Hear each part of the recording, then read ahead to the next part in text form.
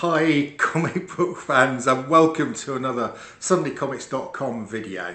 So the last video I put up was about a CGC disaster.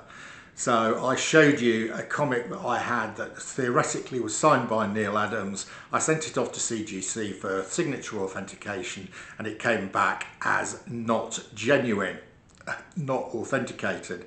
So go and watch that video. I'm not doing it again.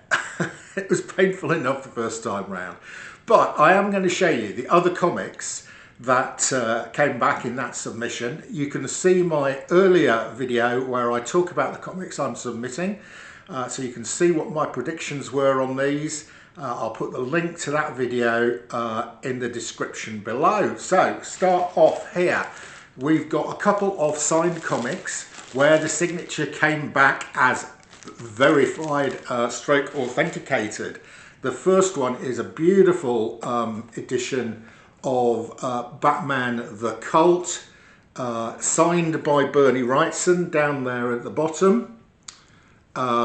This is absolutely fantastic, and you can see it came back with a CGC 9.4 white pages, which is really good. I'd sort of thought this was coming back in 8590, so that is fantastic. And it says Bernie Wrightson authenticated autograph. I do like the label on these. They're sort of this is a new label, sort of modified version of their old CGC signature series label. So that was the first one that came back. Very pleased with that. I've actually got another two of these. I've actually got issue 2 and issue 3 also signed by Bernie, but at 60 quid a pop. I think I'm just going to stick with having number 1 signed. Okay, this next comic is a bit special. You will never see another of these again. If you do, let me know.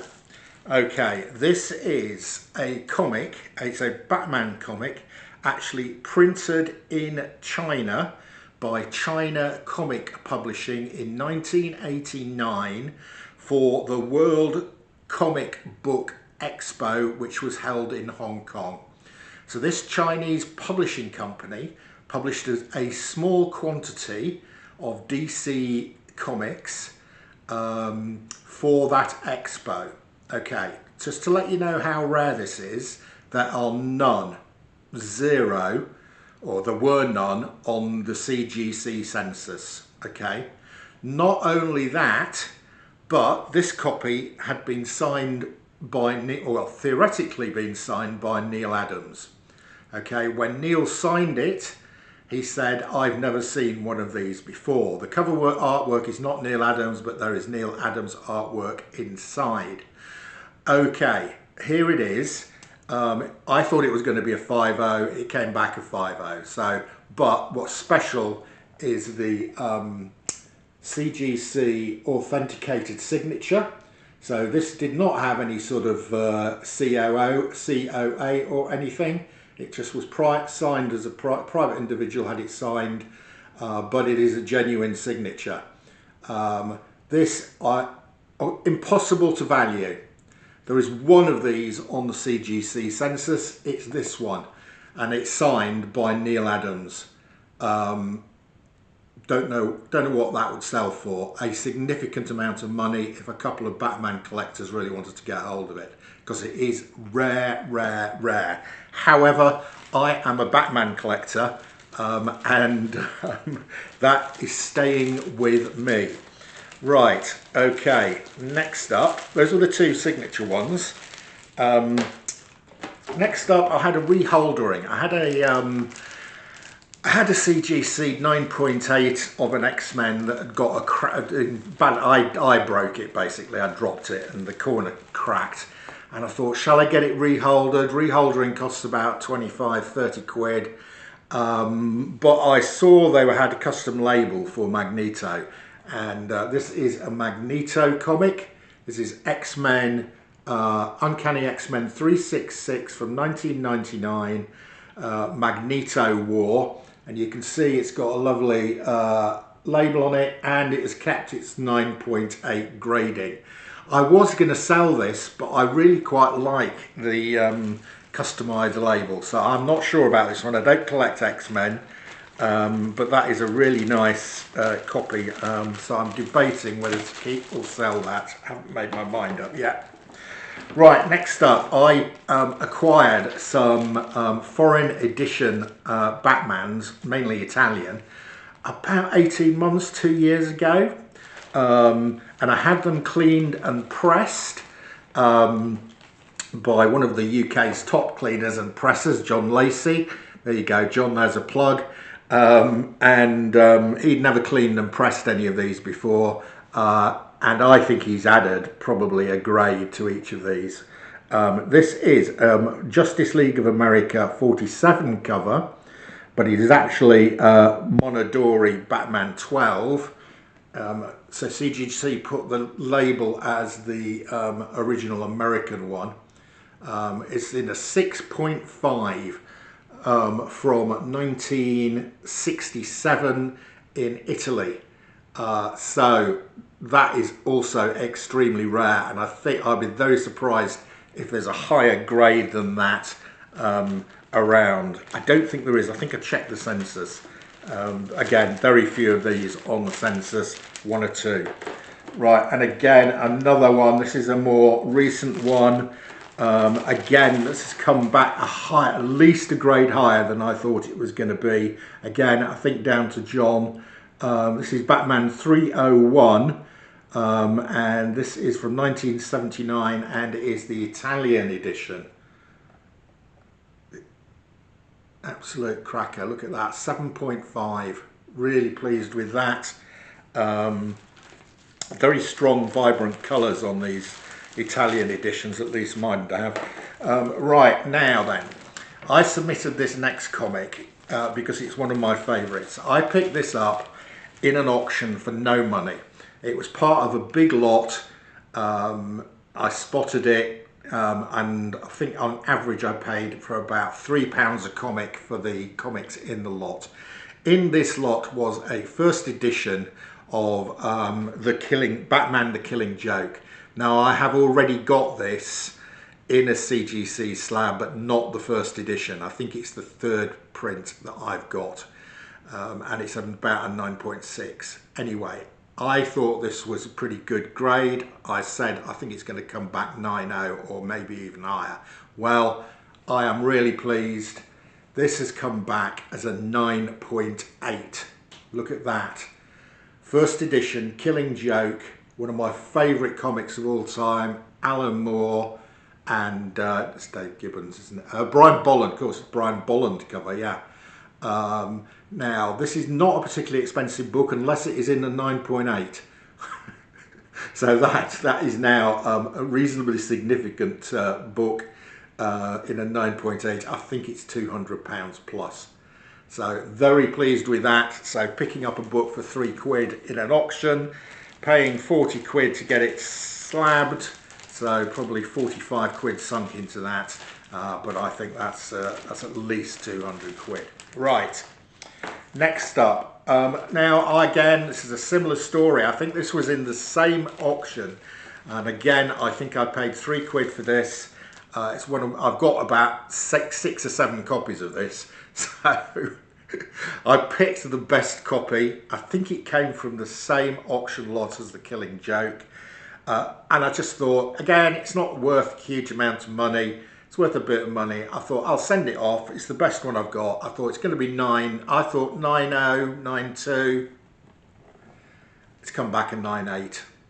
Again, look at this. Fantastic. Dave Stevens, Rocketeer Adventure Magazine, #1 from Comico. Again, anything except a 9.8 is not that pricey. A 9.8, I think we're into the £150 to £200. So again, £3 at auction. 40 quid to slab it. That was worth getting slabbed for getting it with a 9.8. None of these are for sale, by the way. The Killing Joke is definitely staying in my PC. I might sell the other one. But that's staying in my PC. Right, here we've got a comic from I bought off the shelf. I bought this when it was new in 1991. So I've had this comic for 32 years. And I thought it's not in a bad shape. I'm going to send it off for slabbing. Now I think in the video you watch below, I predicted an 8.5 on this. Therefore, when it came back at 9.2, I was really pleased. Again, this was cleaned and pressed by Jon Lacey, who I think has got it to this grade. That's fantastic. This is an expensive book. Again, we're talking £200–300 here in a 9.2, maybe even a bit more. Great book to have. Fantastic cover. Again, I'm sorry guys, this is for the PC. This will be passing down to my kids. If you're watching, kids, watch out for these ones. Don't sell them for a tenner. Right, next up, this is another comic I bought in auction, and I paid a reasonable price for it because this is a well-known comic. I paid about just slightly less than fair market value. For comics for my PC, I will pay near fair market value if I want to get. I paid a bit less. I had it cleaned and pressed by Jon last year. I predicted a 5055 on this, and it's come back with a 5.5, so I'm really pleased with that. It's one of the most iconic covers of all time. It's Thor fighting Silver Surfer on the Rainbow Bridge. This is an expensive comic. So of the comics we've seen, I think that one has got the highest value to it at a 5.5. And when I add up my original purchase cost, my cleaning and pressing cost, my CGC cost, I'm about even. But that's not for selling, that is for the PC. Right. And finally, another one that I purchased in auction, but I paid less than half of fair market value for this in auction because I don't particularly collect this. However, I do have some nice ones of this now. So again, I haven't decided whether to keep or sell this. Originally, this was a sell. I think I predicted a 5.5 on this. I did have it cleaned and pressed by Jon, and it's come back a 6.0. It's Werewolf. It's Marvel Spotlight #2, the first appearance of Jack Russell as Werewolf by Night in a 6.0. So this is a fairly pricey comic as well. Have not decided whether to sell or keep this. Yeah, still undecided. So I'm sorry guys, virtually all of those are not going anywhere. Maybe the Magneto, maybe the Werewolf by Night, and maybe I will sell off my other copy of Killing Joke. But that is about it. So there we go. I was overall, other than the absolute disaster with the Jack Kirby signature, which we'll now erase from our memories, that was a really good submission. Now, when I went to collect these from CGC, I did take another bunch of comics, and they were all signatures. So I'm a glutton for punishment. I took in a load of signature comics. Most of them did not have COAs. And it's expensive, £60 a pop. But I think if you've got a signature from a famous comic creator and it's got no authentication, it doesn't really add much value. If you get it authenticated, then I think it does add to the value.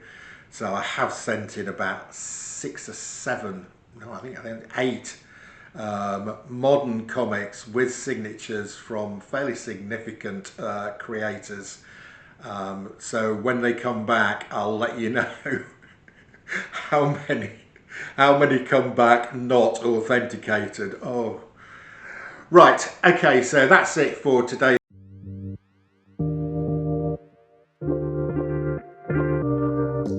video. video. I hope you've enjoyed this one. See ya again soon.